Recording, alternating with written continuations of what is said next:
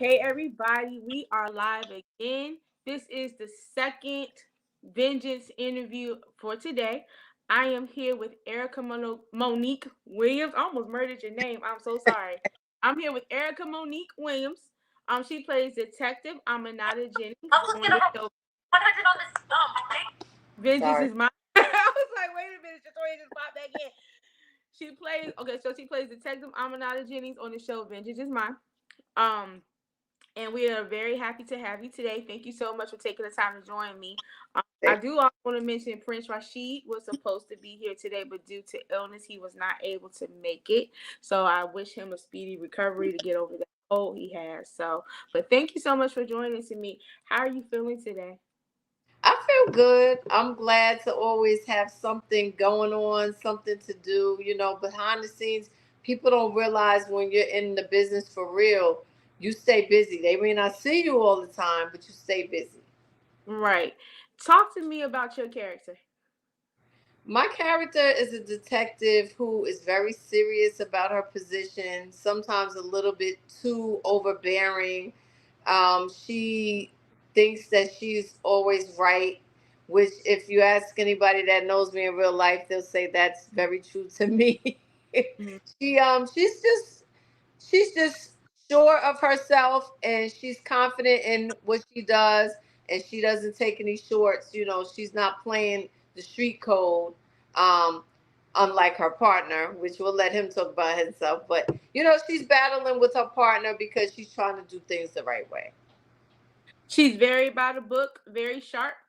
She Yes. wants and her main goal is to take Crank down. The Yes, she's serious boss. about. And how does she come into the storyline? So after the main character's sister is kidnapped, she's called in to investigate what's going on with Crank and what's going on with the little girl that's missing. So you first see her going to Crank's sister, and she played an awesome role. I don't know her real name, but she goes to interview her about the disappearance, and that's where you see how she's no nonsense. Like, even though it's a little girl that she's talking to, she's not trying to appease to her. She's like, seriously, you let me in your house, and you need to give me this information. No holds barred. Right. And so and she's really not supposed to interview a child without being in the presence of an adult. And Right. that's the risk the detective is taking because she's really trying to, get to the bottom of what's going on with Crank, right? Yeah, I mean, we know from the Central Park Five, right? The five guys in New York that were accused of raping a white woman, that they were railroaded because they were interviewed without their parents. So I hope all parents understand. I tell my kids, don't talk to the police if I'm not there, and you tell them that you can't talk to them because your parent is not there. So she's wrong for that, but because she was let into the house, she kind of takes that, advantage of that fact. Right. And and I guess she does her very best to get whatever she can out of Anaya, who is Crank's Yes. sister. And Um, Anaya lets her know, you're wrong for this, you're wrong for that. I'm a minor, you're gonna get in trouble, right? yes. And then she has this big confrontation with Crank. How was now Crank is played by Ray Myers, and then you have Jamaica played by Kai Brown, and then Crazy Kev is Dominique Walker, and then I don't even remember who the um Malcolm D, the one with the Pete with the throat cut, right? Right. And you guys come out, you come on their street as they're coming out of a house, and you're like, look, you're gonna talk to me. And how was that shooting that scene? So it's funny to me to play a detective because a lot of my roles so far have been like the villainous mom, like the bad mom, or just the cutthroat female. You know what I mean? So Mm-hmm. I wanted to play a detective because I like a lot of detective shows. I like a lot of the crime dramas, like cold case files and stuff like that. So for me to play a detective was so exciting because I always say I would have been a good detective, but at the same time, um, the way that I came up with a lot of my guy friends. Unfortunately, crossed over the line with the Mhm. law, and they got in trouble. So in real life, I wouldn't be talking to the police. you know, Mhm. as we get older now, we see the difference though in if it's that whole no snitching thing, right? If Mhm. somebody in your family that got hurt, that's not considered snitching, right? That's not you snitching if you did something wrong and you're trying to get off and you telling your friends who was there with you. That's considered to me snitching. So Mhm. I don't, I feel like now that I have children, I would definitely, if it comes to the safety of any children, any family members, you got to talk to the police because they're there to help you. We need to understand, our community is very torn with our relationship with police, with with the law, the legal system, the Mhm. whole system. So it's kind of like you treat every cop, every detective as who they are. Because some of them are good. Some of them are, really do care about their community. And I just wanted to come off as I cared enough. I cared not just because I wanted to get a notch on my belt or a bad, whatever commendation, whatever you call it. I wanted to really clean up the area, and it was personal for me. I don't know if there really is a backstory regarding the detective, but a lot of our detectives have family members, right? Our Right. cop family members, right? They're not all in the on the right side of the law. So Right. I just wanted to be, um, seemed like a respectable black woman that was stepping in to try to clean up my community. Right. So in season two is coming up. It looks like Shatoya said to you you're being called in for season two, right? Yeah. I know that has to be very exciting.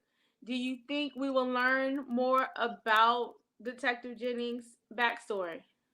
I hope so. I hope that we will. I think, I'm glad and I'm thankful that Shatoya gave me the opportunity. She doesn't know me. I drove down from Jersey. I had to come twice. She let me line up, my scenes on those days because I traveled there.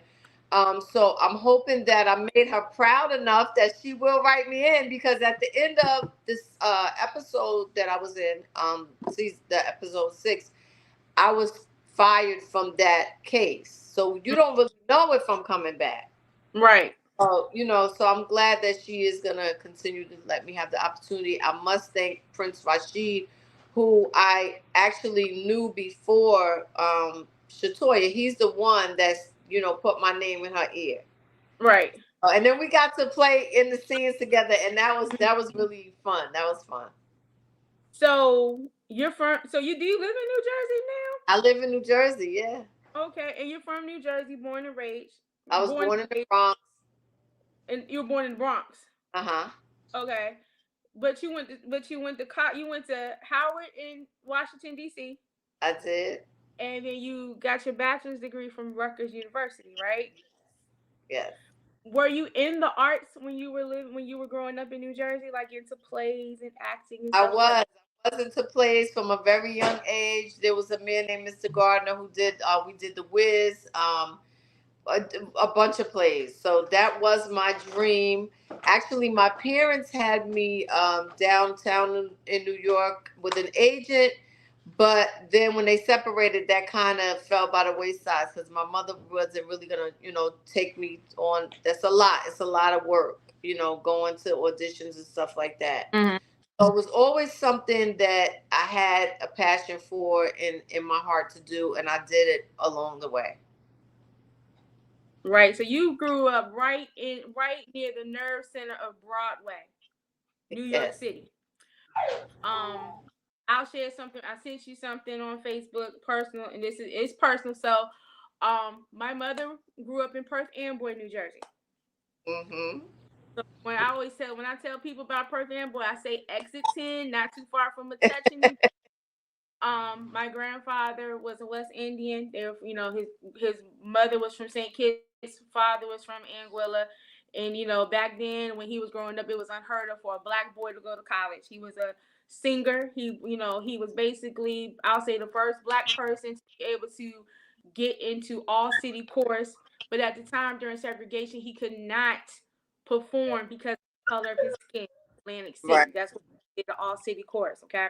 So, the big thing was he got accepted to Virginia State College, went to college, came back to New Jersey. Everyone in the West Indian community went to Virginia State because of him. That I'll say that. He became, so he had those opportunities to perform, to work with NBC and all that, but again, the color of his skin deterred him. However, he and my grandmother put the love of arts into my mother and to my aunt. My mother was a Spanish professor who spoke 5 languages in Perth Amboy.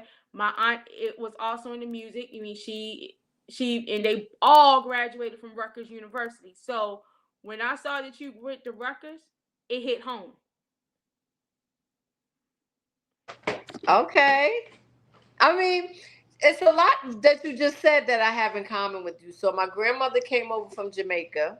Mm-hmm. And when they came over to Harlem, everybody was in the same apartment, family members, because as they came over, they all tried to make it. And then they all, well, about four of my aunts and uncles, including my mom and my dad, moved to Jersey together, to the Mm-hmm. same area. And I was a teacher. I taught in Patterson for like 16 years. Mm-hmm. Um, so when I saw that, that was truly the connection that we all have, coming up, trying to make it, trying to give our kids a better life. And, there's unity in our community.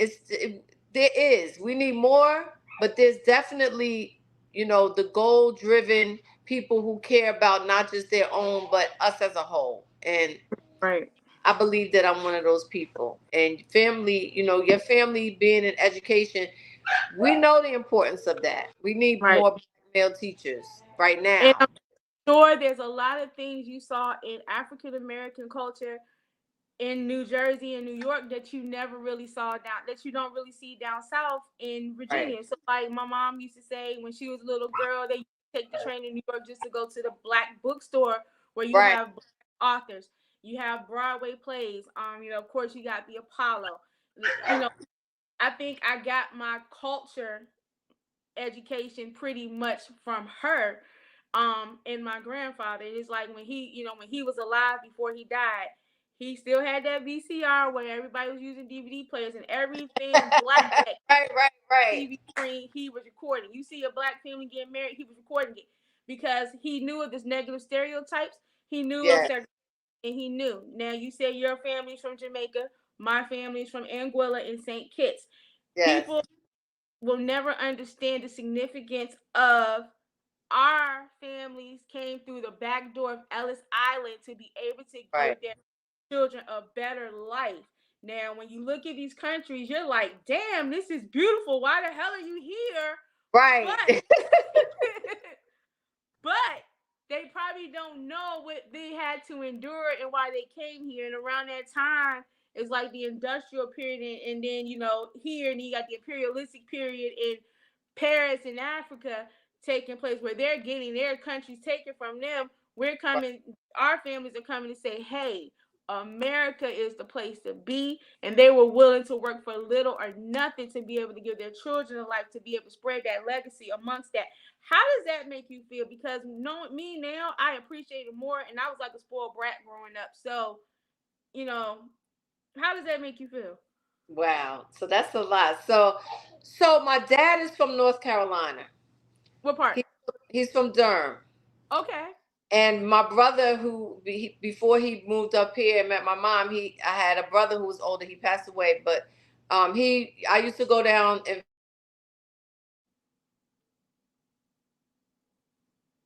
I think I lost you.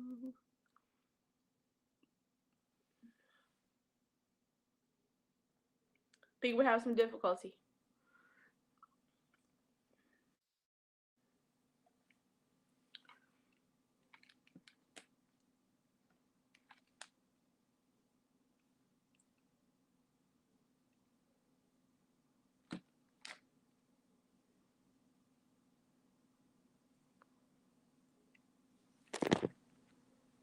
me see something.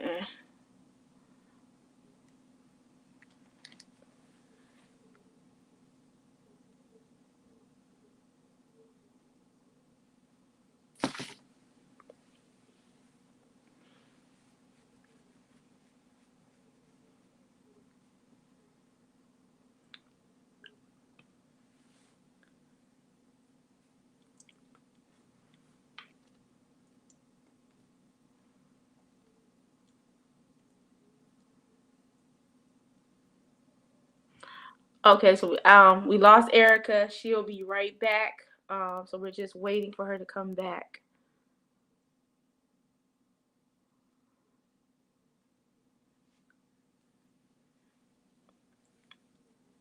So I'm gonna give her a second. So we are talking about Vintage's Mind, but we're also talking about some things she has done outside of Vintage's Mind. She plays the detective that tries to take Crank down after being assigned to the case where Benji's sister is kidnapped and Benji's mother is attacked. In the show, Benji is played by Stephen Jackson. Um, Brooke is played by Cadence, which is Stephen Jackson's daughter in real life. And then Tasha Cross is played by Tia Lindsay. Vengeance is Mine premiered a week and a day ago. It has had some great reviews, great comments, great feedback, and the show, the viewers and the viewers are growing. The subscribers are growing. So you guys go. And I don't know how I forgot to put the ticker up, but we're gonna put that ticker back up. But while we're waiting for Ericka to come back in, I just want to show you guys that. But we are talking about her character, Detective Jennings, on the show right now. So we're just waiting for her to come back.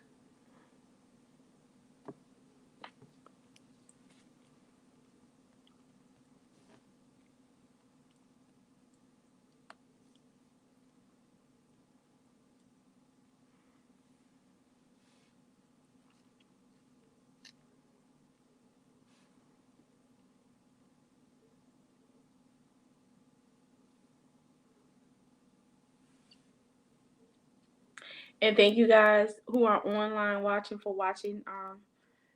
So yeah, I think the internet's been tripping most of the day. It has been a little bit spotty most of the day, but hopefully we'll be able to we're gonna get through this live. So I'm just waiting for her to come back.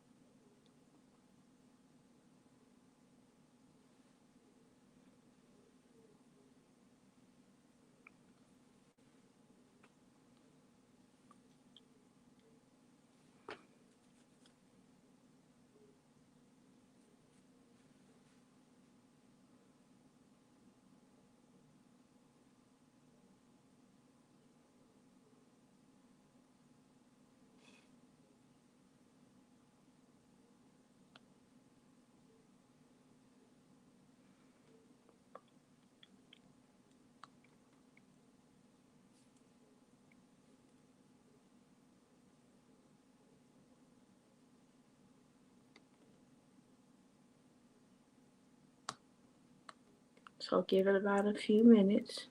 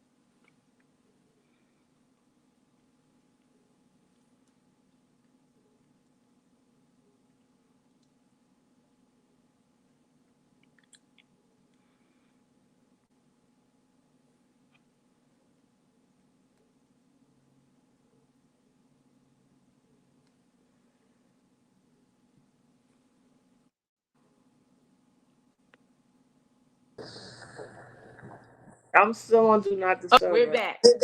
Oh my God. Somebody just called on my phone and took me all the way out. I don't know. Oh, okay. You're on your Yeah, phone. my That phone that would rang. make sense because I was like, Lord, the internet is tripping Yeah, my everywhere phone, my today. phone rang. Climbed it, and then I don't know what happened. So my daughter just put my phone on Do Not Disturb. So Yeah. that's a So we lesson. were talking. So you were saying your No, dad was from Durham, North Carolina, and what's your yes. mom? So my dad was from North Carolina. So I got kind of, the summers that I would go down there, I had the experience, the Southern hospitality. And then living in Jersey is like living in the suburbs. So you're outside of Harlem, but that's where you go. You sleep in Jersey. Mm-hmm. You go to school there, but when it's the weekends, you go and hang out with your family. And then you have the college life. I was able to experience DC as well. And coming from the islands, not me being born there, but the family, the culture, that also gives you a different outlook on life because they Mm-hmm. did get here and we know nothing about that. But a lot of times you see how the difference is between the people that come here and the people that were born here.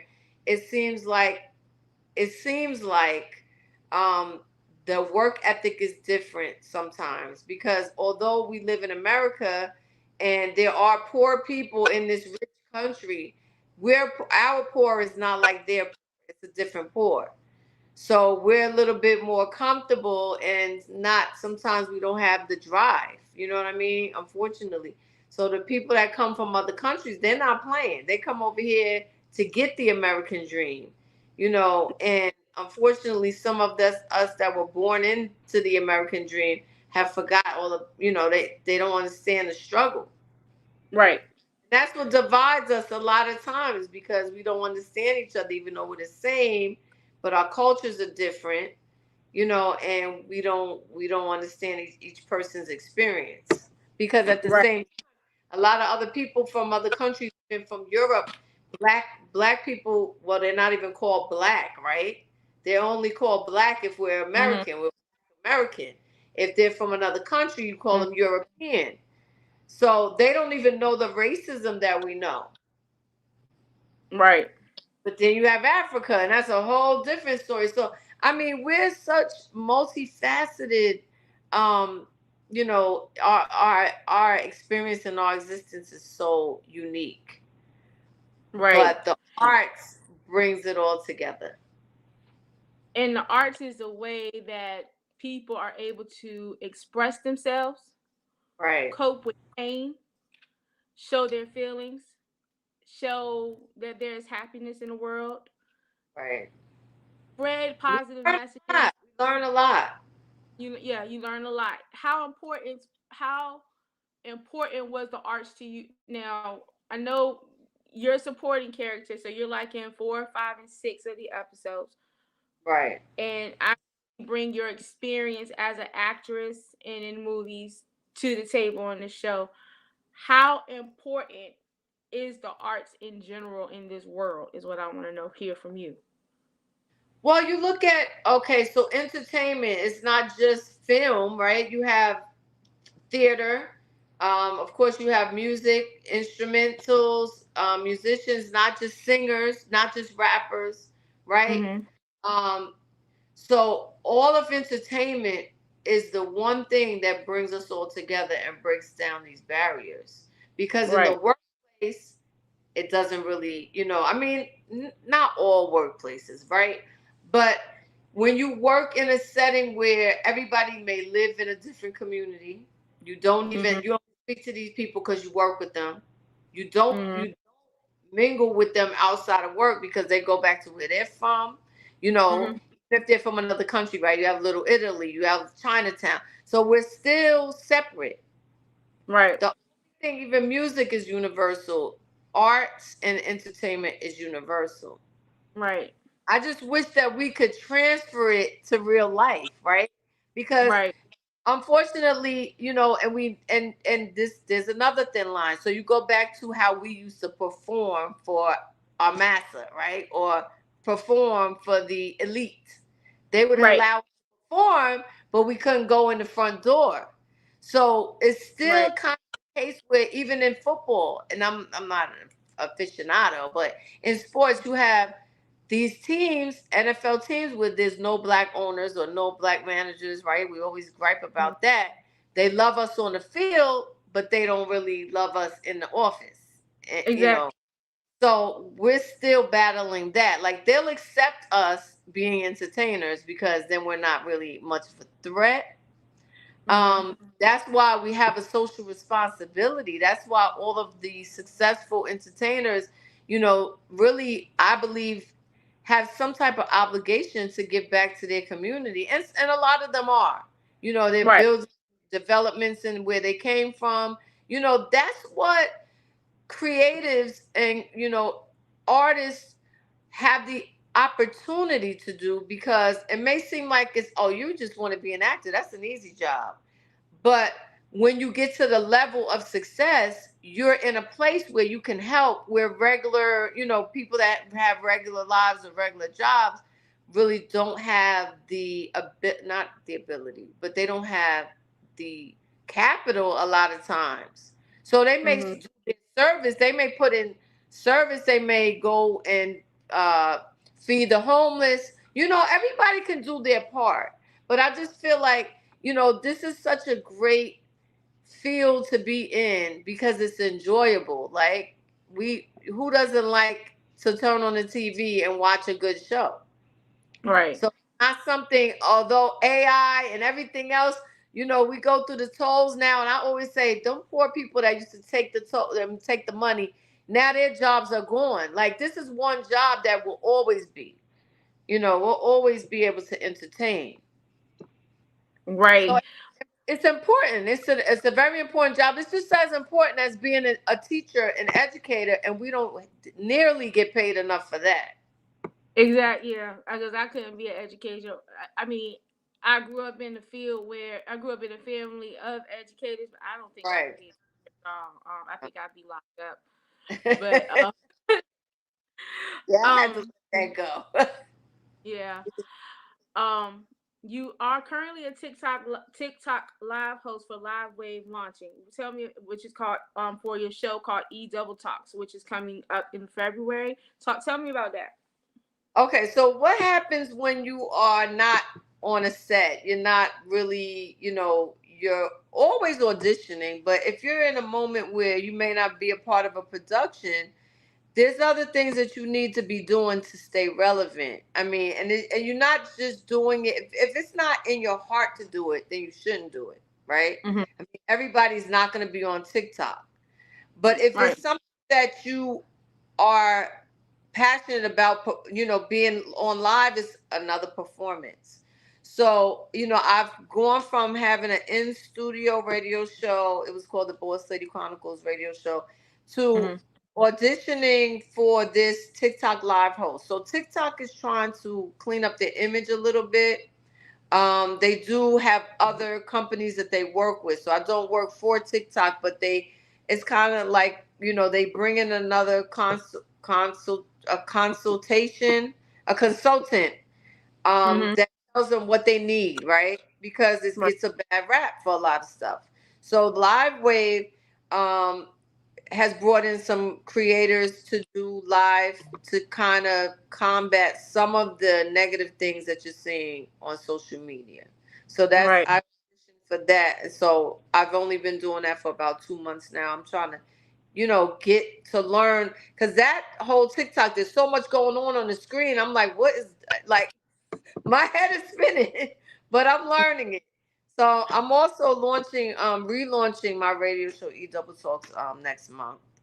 And Okay. in the meantime, as I'm continuing to try to get my books adapted for film and television. So, Hmm. it's just, you have to, it's like anything else, it's like exercise. You have to keep doing it. You know, if you love the craft, it doesn't matter if I mean, you want to get paid a good amount of money, right? Hmm. But Right. you also want the experience. So people that go in there and expect to be put on TV, their first acting job, and they have nothing on their resume. It doesn't work like that. You have to Right. put the work in, because every job, every role you get, you're flexing your muscles, you're exercising that acting thing, you're Mhm. learning. Because a lot of us, myself, can't pay for acting school all year round. I might Right. take courses here or there, but the best way to do it is to actually do it, right? We have so Right. many independent filmmakers. You don't have to go to class. You can be right there on set. You can, you can watch other actors. That's what I love, the culture of actors. We try to help each other. We try to learn from each other.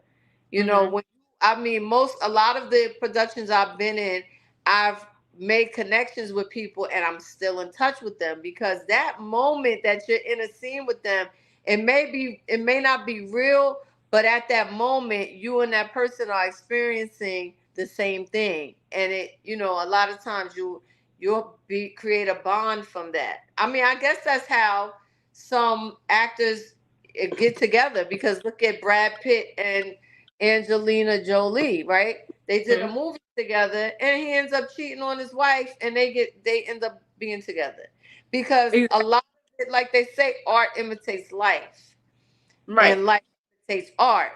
So one thing we have to be able to do is separate the reality See from, from the fan. yeah, because look at Al Pacino and Scarface. You couldn't tell me he wasn't I forgot, Tony Montana. Like, that's Yeah. who he, and even oh, the guy that's playing Jeffrey Dahmer, they said Oh, that he's having a lot of bad things within himself. He's battling inner conflict because of playing that part. Like, he's going through a lot. yeah. Yeah. So Now it's I real. will say is this. Shout out to Niecy Nash for winning that Emmy for Dahmer. Right. She did her thing. I watched that. I watched Dahmer, and I will, the first. And you start watching the first episode on Netflix, and you like, ugh, I this is know. I couldn't. this is disgusting. But I can't turn from it. What's gonna happen next? Right? Right.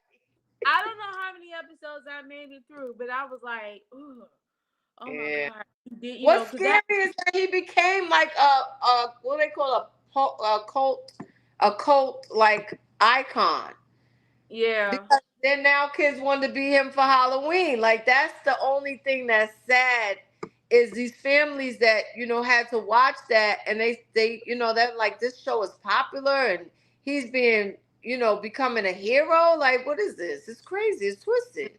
and they had to endure that traumatic experience Right. again. Right. Do you any now? Do you think any situations you've had in your life helped you prepare for the role of Detective Jennings? Oh, that's a good question. So I had a situation. I had my own personal situation, and I really, you can say that you'll deal with something a certain way until you're sitting in a hot seat, right? And Right. detectives are good at what they do. Like, they know how to, as many times as I watch First 48, and they'll say, just tell me, and we're gonna help you. If you don't tell me the truth right now, I'm done. I'm stopping the interview.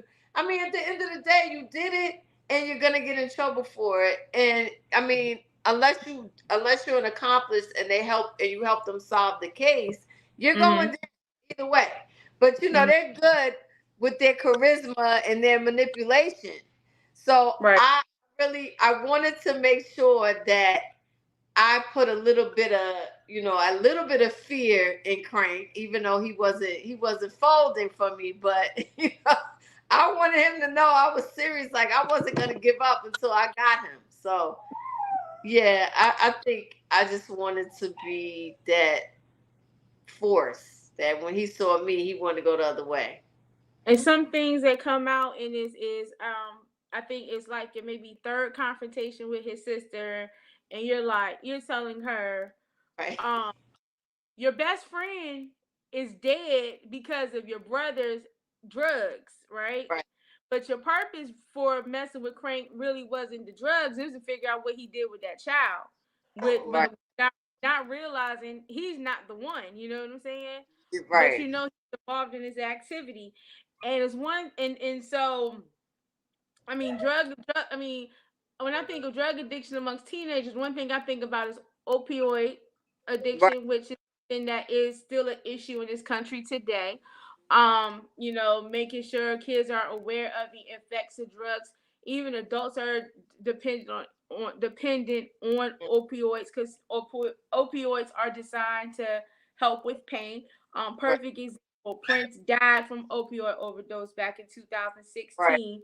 You Right. know, Who would have very thought that, right? Who would have who ever would thought have thought that?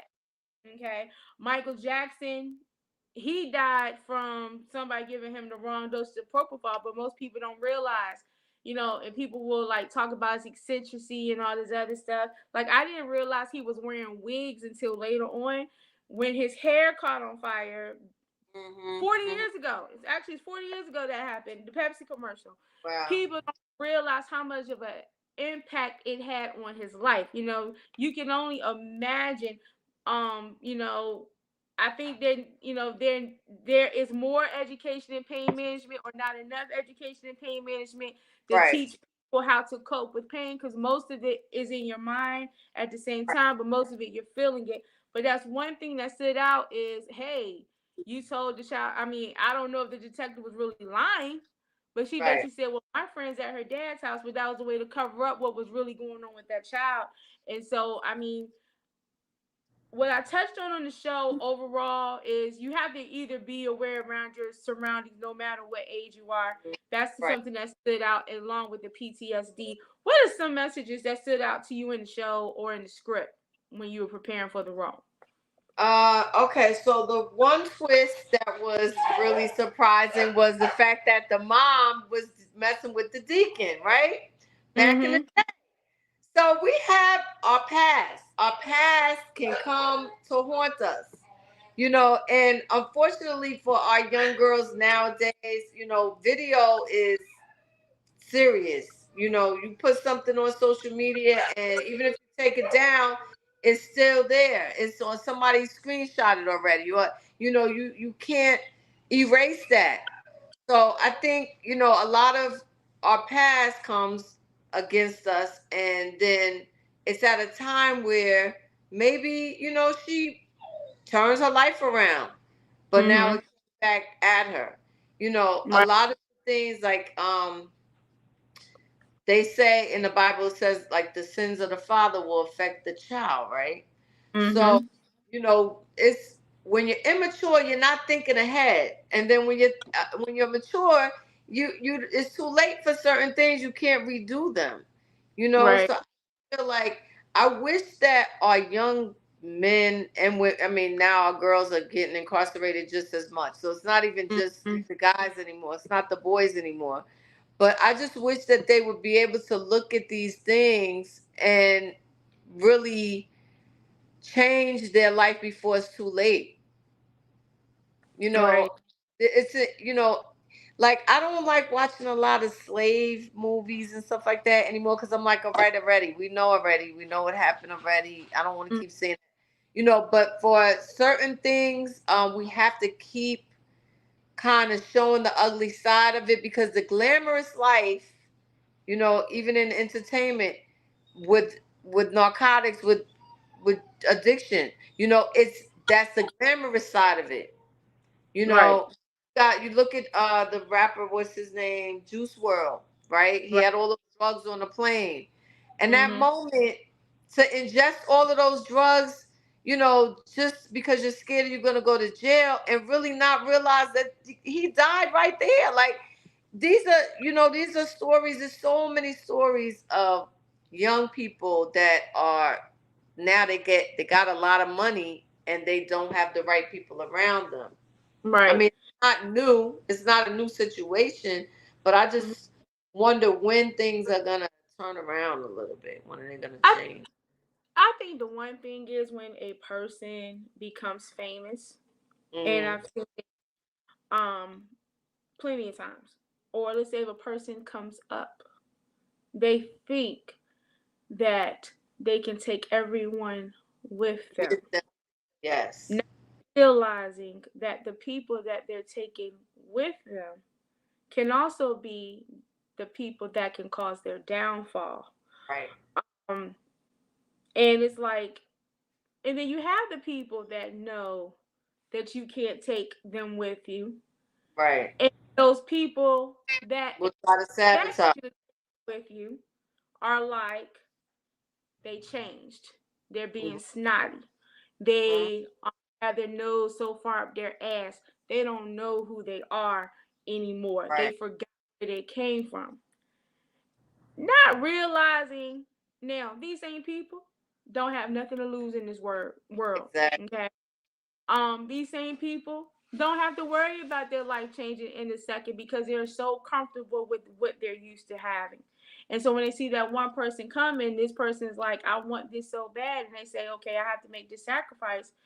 And once that sacrifice is good enough, they're like, well, you should have sent me money home. You need to be paying my bills. You need to be taking care of me.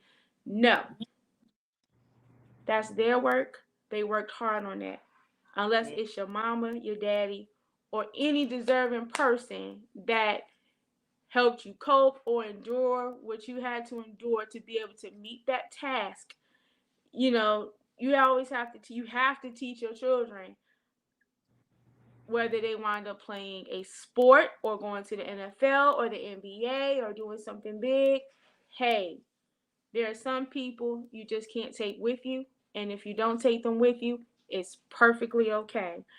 Um, don't people change. Sometimes you feel bad about your success, right? Like, oh, I'm Right, leaving them behind, and I came from where they came from, and why should I just up and leave? But people, I mean, one thing, when you are about to elevate, God will show you who's in your corner and who's not, and who you should leave behind. exactly. So it's not a question of who you should leave behind, because they've shown you enough times that they're not the person that is going to help you elevate.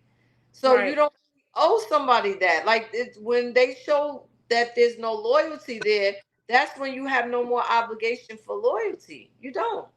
right. And I guess as you grow, they're so cool. But then as you get older, you're like, they're not so great. I'm gonna have to figure out a way to let them go or just let them go. I always tell people there's nothing wrong with cutting people off. Sometimes you have to cut a person off to be able to spread your wings and soar. A lot of people are like, I'm gonna hold on to that person, or they'll keep dealing with that person and work around it and deal with it until they get burnt somehow, or I'll say they get fucked and realize, this ain't it. You know what I'm saying? Yeah. Um, I think and it's, sorry. that happens in the entertainment world. That happens in real life. That happens everywhere. Right. Yeah. I mean, Drake said no new friends, right? But Right. I think, that depends on who your old friends are. It can't be across the board. Mhm. And then networking is so important too because you have people with a common goal with Exactly. some you learn that there's somewhat of a same agenda. Not everyone has the same agenda. All agendas are not great. Some agendas are great. But most people, as I get older, I guess being learning to be around like-minded people to have the same success is starting to stand out a lot more. And I'm in my 40s, so it's like I should have paid attention to that when I was younger, but I did not. But I think going forward, it's gotten easier to understand where I can instill that in my children, saying, "Hey, be careful who you surround yourself with. If you don't feel like there's anything you have anything in common, it's okay to separate yourselves from them. Um, there's certain things, certain ways you have to be able to create success, and one is by being around a certain group of people or being around the right people.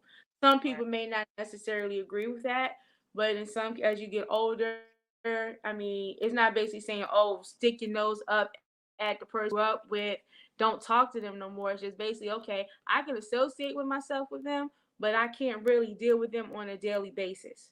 Right. Do you Right. see that in the same children in the acting world?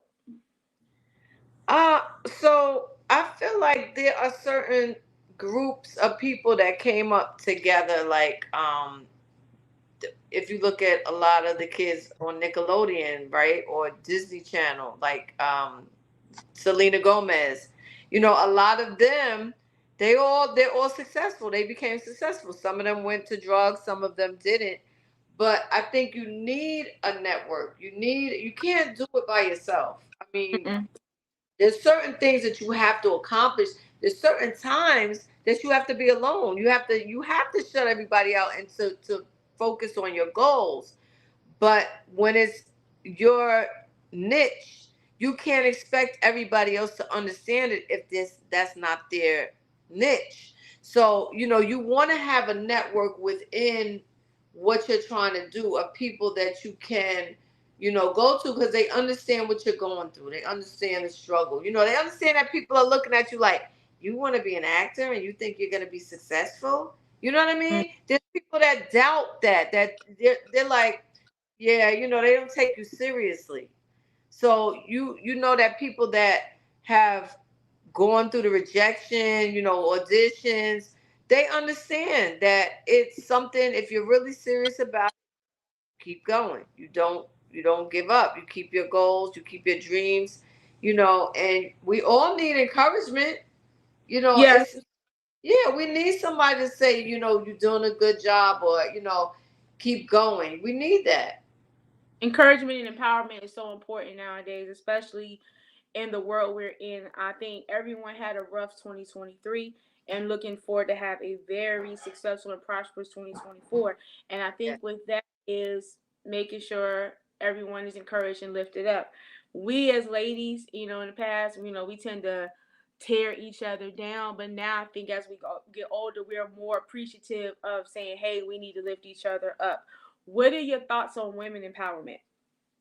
So, that is a big deal because unfortunately, when they say crabs in a barrel, we have limited opportunity. We have had limited opportunities, but we find that with the unity of the civil rights movement, they didn't have a lot of opportunities, but their unity is what got them ahead. So Mm-hmm. now we have more opportunities, but without the unity, we all, some of us will get to certain levels, but when it all comes down to it, we are the same in their eyes if something happens. Like they're going to bring, you know, each of our men that every year they pick somebody to bring down. Now, Mm-hmm. I'm not saying that, what these guys have done to women is okay, but at the time that it was happening, things the culture was different, right? So you had Right. Drew Barrymore in clubs at 9 years old drinking alcohol and using drugs, right? So it's kind of hard to go back to a Bill Cosby all these years later when now he's a 70-something-year-old man. So I'm not saying that to condone the action, but Mm-hmm. why would they let R. Kelly go so long without arresting him? So that Right. they lock him up and throw away the key, right? So Right. at the end of the day, they only let us have a certain level of success until they feel that it's time for them to put the little needle, pop the balloon, right? So we need to continue to create our own. That's why with these independent films, everybody can laugh at Tubi. I gotta plug my Tubi movie, Brielle's Tale. Everybody um, has got more opportunity now. So now we have to do something different with it. We can't just sell out. We can't just because we can't sign our name on the dotted line and become a prisoner of the powers that be. Sometimes the struggle is better because now we're all owning our own stuff. We're filmmakers. We're not waiting for Universal or any other. I don't want to name any names. But we're not waiting for these big companies to give us a budget. We're doing it without a budget. You know what I Right. mean? So Mm-hmm. I feel like the unity of women is important, but we also need to understand that, the culture of men and women, it is what it was. We can't go back and fix that. We just need to move forward and not have the same things happening. Like you can't have a girl 15 years old that wants to be a singer or a rapper and you're sleeping with her. You can't Right. do, you know what I'm Right. saying? Now, and the truth, the truth and the right way. As we mature, we want to do things the right way. There is a shift where you can't get away with the things you used to get away with Mm-hmm. because it's wrong. It's wrong to sexualize these girls, and as mothers, we need to do better because Mm-hmm. I've seen videos with, and I'm not, I mean, my daughters are 16 and 12. You know what I'm saying? I do TikToks with them. Some of the music they play in the car, and I'm like, you cannot play that around me. Like, it's a very thin line because you're having fun, but then Mm-hmm. now you turn around, you got 6 and 7 year old girls working on Instagram, and the videos going viral. So we Yeah. just like we gotta just be mindful. I'm Yeah. not saying always make the right choices as a parent. It's kind of But what's the girl name? Was it Sexy Red? And everybody saying scared. Then you got little kids saying it like it's okay. And there's like one particular this little girl on the video with a microphone saying hands on your knees. I'm like, oh and there's a no, little rapper boy that's like 5 years old talking about rape. I no. mean, it's it's out of control. So Right. I think as women we need to really come together because at the end of the day, we really control everything. Yes. We Yeah. control everything. I'm not saying we don't. I mean, we don't have. Let me back up. We don't have control over what our men do, right? We Mm-hmm. can't control what our men do. But if we walk in the way that we're supposed to as a woman, right, we would get a lot further with our men. Right. Do you think the unity amongst women has gotten better, or do you think it's somewhat non-existent? I think it's gotten better Okay. because if you look at, I mean, you still have, unfortunately, even with Mary J. Blige and Faith, Mm-hmm. they were put against each other from the very beginning, right? You have Nicki Minaj and Cardi B. From the Mm-hmm. very beginning, it's like they don't want them to be friends because they're competitors. And you can't Mm-hmm. be friends and competitors. But if you look at like the younger girls that are coming up, it seems like they're together. They're not fighting as much. It doesn't seem like to me. I mean, you still Right. have your reality TV, you still have, even housewives are still fighting. Yeah. Yeah. Like, come on now, come on. We need something new. Right. But I think it's not as bad. I think we've made some progress because, and I will say probably because a lot more of our young women are successful. Like you got to give it to these young girls. I think it's Impact is coming on to Mhm. Monday. Right. Um, New influence. These are young. I mean, some of us have been doing this our whole life trying to get there. Some are very successful from a very young age, which is Right. it's showing more opportunities out there. Right. I got a couple more questions for you. This is in regards to Yes. because we have an interview coming. What was it like working with Shatoya? Okay, so Shatoya is a sweetheart. I love Shatoya. From the time that I met her, well, we did the Zoom call, and I talked about what I was trying to do, and she said that whoever was supposed to play the part with her, it didn't work out, and that's just God, right? So for Hmm. me, it was another opportunity, and she needed somebody.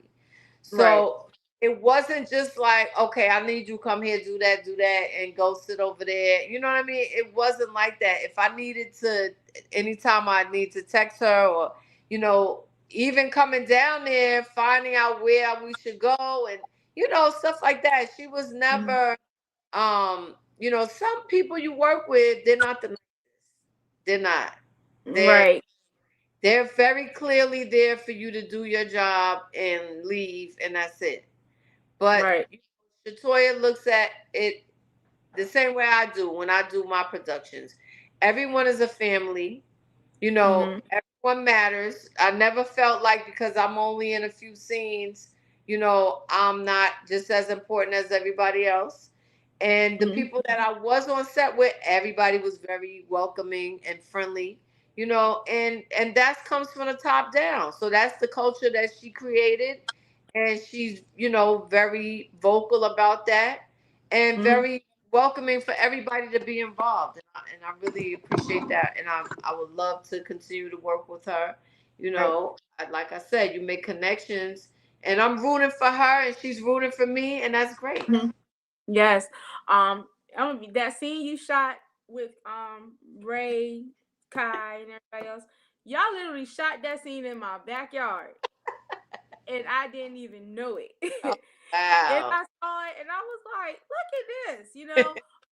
So kind of, for somebody that's from this neighborhood, it personally hits home. This is where my family's from too, and Shatoya gets that unity from her family. The Myers family are a very, very close knit family. Nothing will tear them apart.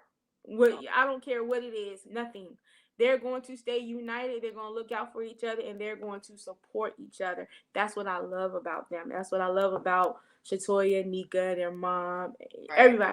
So Yeah. I mean, they're wonderful people, and I'm glad she's able to bring that to your work environment, Right. and it's probably you guys are going to see it a whole lot more in season 2. So, and then you work with Prince Rashid. He's Yeah. also from New York, so you guys have worked together in the past. So how was that? I know you said it was great in the beginning. How was that overall? So we went to this, I forgot what it was called. It was a like you come together with a group of people. It was kind of improv, and they give you scenes and you find a scene partner.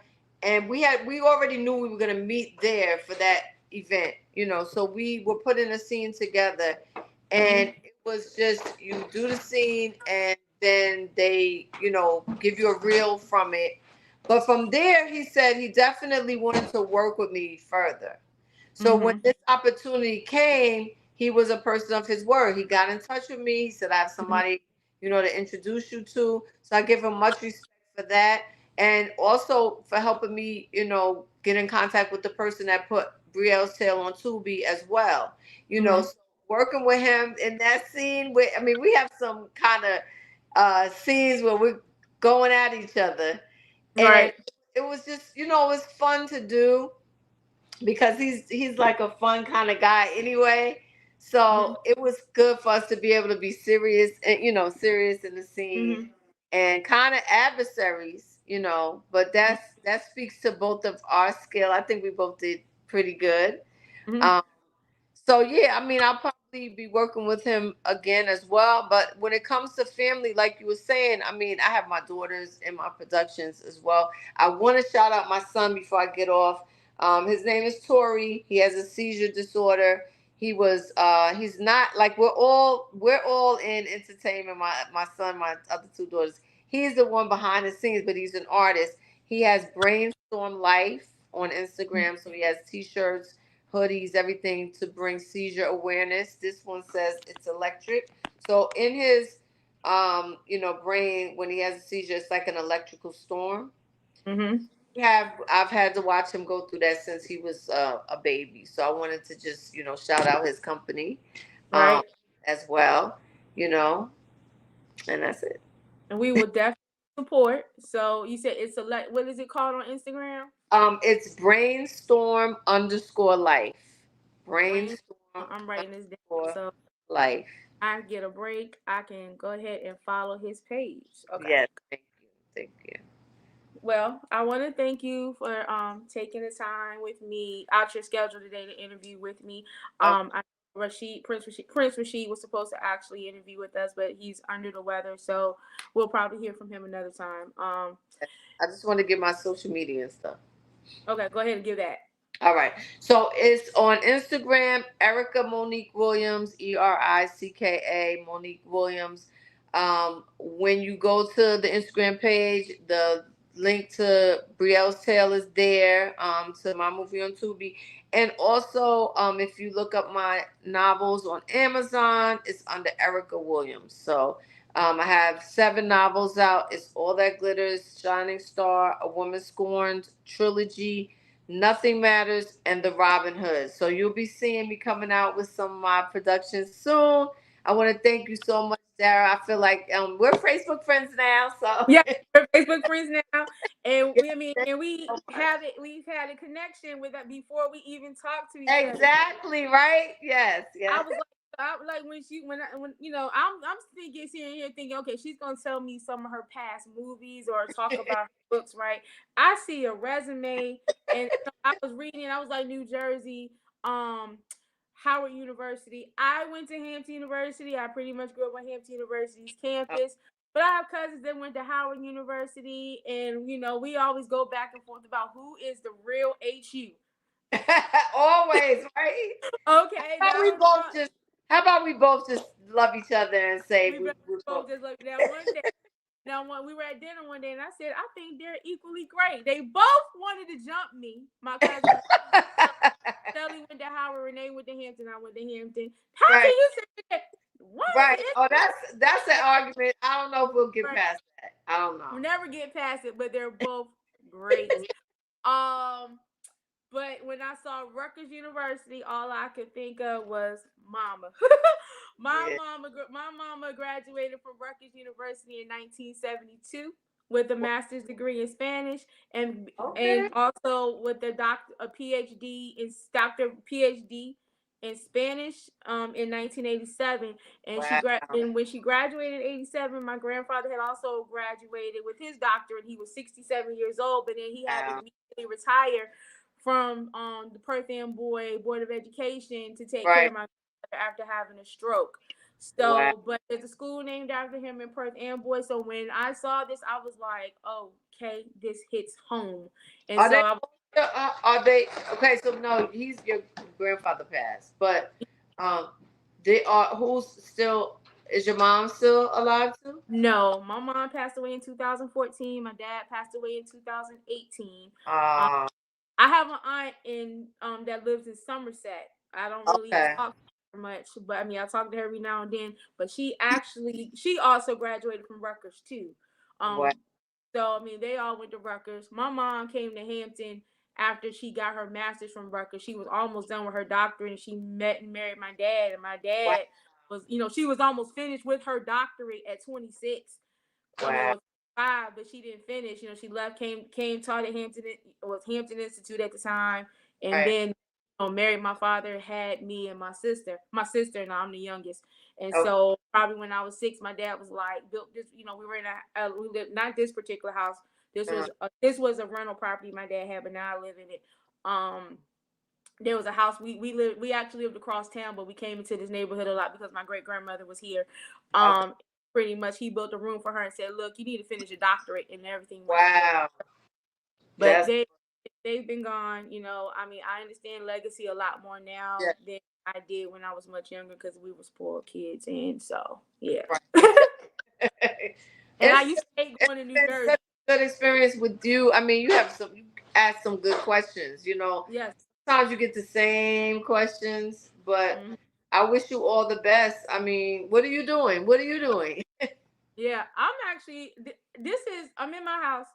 I work for an insurance company. Okay. So I'm actually sitting at my desk in my this is technically a living room, but this is like I call this my work mess area.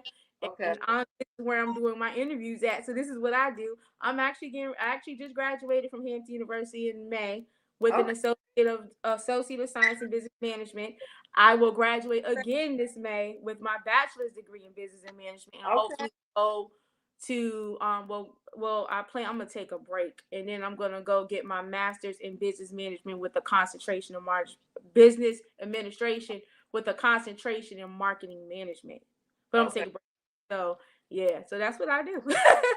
All the best. God bless you. Thank you again. Thank you, and thank you again. We're gonna end this live. I want you to stay in with me, okay? Okay. All right.